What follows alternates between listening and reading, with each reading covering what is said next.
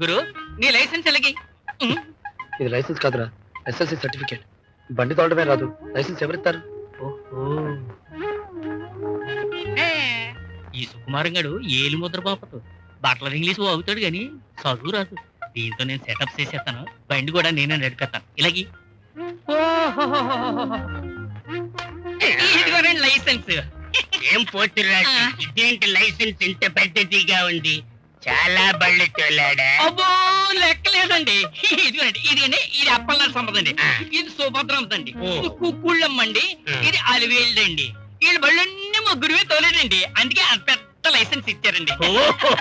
Okay okay. ఇదేంటి గుండుస్తున్నా?